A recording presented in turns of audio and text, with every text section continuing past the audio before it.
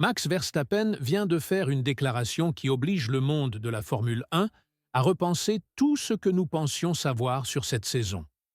Alors que beaucoup s'attendaient à voir le quadruple champion du monde se battre désespérément pour conserver ses chances de titre, il a fait quelque chose de complètement inattendu. Il a admis que sa série de mauvais résultats n'était pas une surprise. Mais cette apparente résignation cache-t-elle quelque chose de beaucoup plus profond concernant l'avenir de Red Bull et de Max lui-même dans cette catégorie? Et plus important encore, assistons-nous au début de la fin de l'une des dynasties les plus impressionnantes de l'histoire moderne de la Formule 1? Commençons par les faits qui laissent tout le monde bouche bée. Max Verstappen, le même pilote qui, ces 4 dernières années, semblait avoir une baguette magique entre les mains, n'est pas monté sur le podium depuis 4 courses consécutives. Pour comprendre l'ampleur de ce que cela signifie, il faut remonter à 2019 pour trouver une série similaire dans la carrière du Néerlandais. Nous parlons du même homme qui a transformé la Formule 1 en une démonstration solo pendant des années, dominant ses adversaires de manière presque embarrassante. Au cours de sa série de victoires, Max a remporté 15 des 22 courses en une seule saison, établissant des records qui semblaient impossibles à battre. Le point le plus bas de cette chute libre s'est produit en Hongrie, où Max a terminé à la 9e place, dans une performance où même lui n'a pas pu dissimuler sa déception. Et voici le détail qui échappe à beaucoup de gens. Traditionnellement, Red Bull réussissait toujours à renverser la situation le vendredi soir, en effectuant des réglages miraculeux qui transformaient des week-ends perdus en victoires spectaculaires. Cette fois-ci, même cela n'a pas fonctionné. L'équipe de Milton Keynes, réputée pour sa capacité de réaction et d'adaptation, a semblé complètement perdue tout au long du week-end hongrois. Ce qui nous amène à une question troublante. Le problème de Red Bull est-il beaucoup plus grave que nous le pensons? Helmut Marko, qui a toujours été le premier à défendre Max en toutes circonstances, a finalement brandi le drapeau blanc. Le consultant autrichien, connu pour son obstination et son optimisme inébranlable, a officiellement déclaré que les chances de titre du quadruple champion étaient nulles. Quand Marko abandonne, c'est que la situation a vraiment touché le fond. Et les chiffres confirment cette réalité brutale. 97 points de retard sur Oscar Piastri, qui n'est même pas en tête du championnat.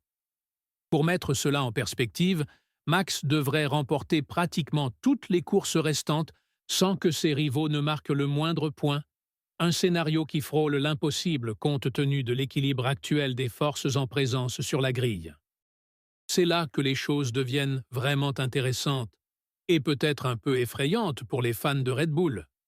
Max n'est pas seulement en train de perdre des courses, il est en train de perdre le récit. Ses propres mots révèlent une acceptation presque philosophique de la situation. Ce n'est pas une surprise, bien sûr, si l'on considère les problèmes auxquels nous sommes confrontés. Ce ne sont pas les paroles d'un concurrent désespéré de regagner le terrain perdu. Ce sont les paroles de quelqu'un qui a déjà accepté intérieurement que cette saison est terminée pour lui. Mais cette apparente sérénité cache-t-elle une stratégie plus profonde? Pour comprendre ce qui se passe réellement, nous devons nous plonger dans les problèmes techniques qui tourmentent Red Bull. La RB21, cette voiture qui devait être l'évolution naturelle d'une machine dominante, se comporte comme un projet complètement différent. Max a été précis dans sa description des problèmes. Manque d'adhérence à basse et moyenne vitesse. Des difficultés qui ne peuvent être résolues uniquement par la stratégie ou des ajustements de dernière minute. Il s'agit de problèmes fondamentaux de conception, du genre qui prennent des mois à corriger. L'aérodynamique même de la voiture semble avoir suivi une voie de développement erronée, créant un ensemble qui ne fonctionne tout simplement pas sur les caractéristiques uniques de chaque circuit. Mais il y a un autre aspect de cette crise qui est sous-estimé: l'impact sur les relations internes de l'équipe. Laurent Mekies, le nouveau directeur de l'équipe qui a remplacé Christian Horner, affronte sa première grande tempête à la tête de Red Bull. Comment va-t-il gérer cette situation? Comment va-t-il maintenir le moral de l'équipe alors que même le pilote vedette admet que les choses ne vont pas bien? Et plus important encore, comment va-t-il justifier auprès de Red Bull GmbH les millions investis dans un projet qui ne fonctionne clairement pas? Et c'est là qu'intervient une question que peu de gens abordent. Quel sera l'impact psychologique de cette situation sur Max? Pendant 4 ans, il s'est habitué à être pratiquement invincible. Aujourd'hui, pour la première fois depuis qu'il est devenu le roi de la Formule 1, il goûte à l'amertume d'une médiocrité prolongée. Comment cela va-t-il affecter son mental? Comment cela va-t-il influencer ses décisions de carrière? Car, soyons honnêtes, un pilote du calibre de Max ne va pas accepter de se battre pour quelques points épars éternellement.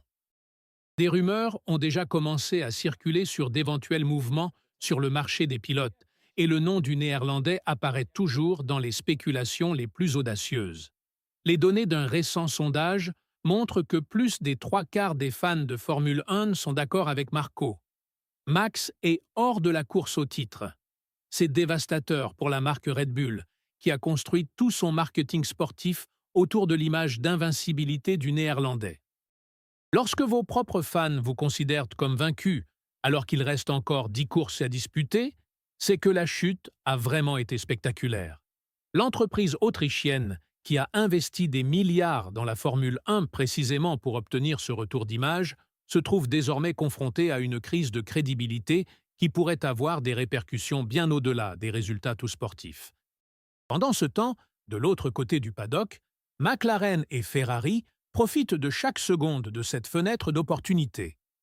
Lando Norris, qui a été considéré pendant des années comme un pilote talentueux mais sans voiture compétitive, se retrouve désormais en tête du championnat avec une McLaren qui semble avoir trouvé la formule parfaite. Et Lewis Hamilton, pour sa première saison chez Ferrari, prouve qu'à 40 ans, il a encore beaucoup à offrir, surtout lorsqu'il dispose d'une machine compétitive. Vient maintenant la partie la plus fascinante de toute cette histoire. Max fait preuve d'une maturité et d'une honnêteté brutale en admettant que le succès va et vient. Ce n'est pas l'attitude d'un pilote dans le déni ou de quelqu'un qui panique. C'est l'attitude de quelqu'un qui pense déjà à long terme, qui planifie déjà la reconstruction.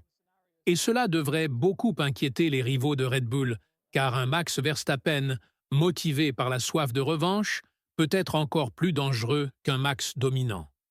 L'histoire de la Formule 1 regorge de champions qui ont utilisé des saisons difficiles comme carburant pour des retours spectaculaires. Mais il y a aussi un élément politique dans cette situation qui ne peut être ignoré. Red Bull a toujours été une équipe qui fonctionne mieux sous pression, qui trouve ses meilleures solutions lorsqu'elle est dos au mur.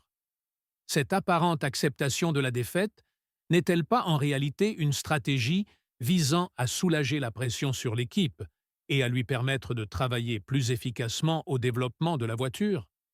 Max est peut-être en train de jouer un jeu psychologique beaucoup plus sophistiqué qu'il n'y paraît à première vue. La grande question qui reste en suspens est la suivante.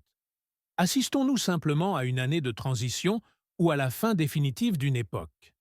La réponse à cette question déterminera non seulement l'avenir de Red Bull, mais aussi l'équilibre des forces en Formule 1 pour les années à venir. Une chose est sûre, lorsque Max reviendra au sommet, et il reviendra, cette expérience d'humilité l'aura transformé en un concurrent encore plus complet et déterminé. Et lorsque cela se produira, ses rivaux, qui célèbrent aujourd'hui, pourraient regretter de ne pas avoir mieux profité de cette fenêtre d'opportunité. Qu'en pensez-vous?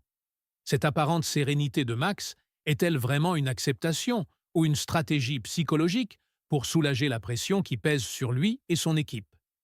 Et plus important encore, pensez-vous que Red Bull parviendra à se relever cette saison ou que nous ne reverrons le vrai Max qu'en 2026? Donnez votre avis dans les commentaires et n'oubliez pas de vous abonner à la chaîne pour ne manquer aucune analyse des coulisses de la Formule 1.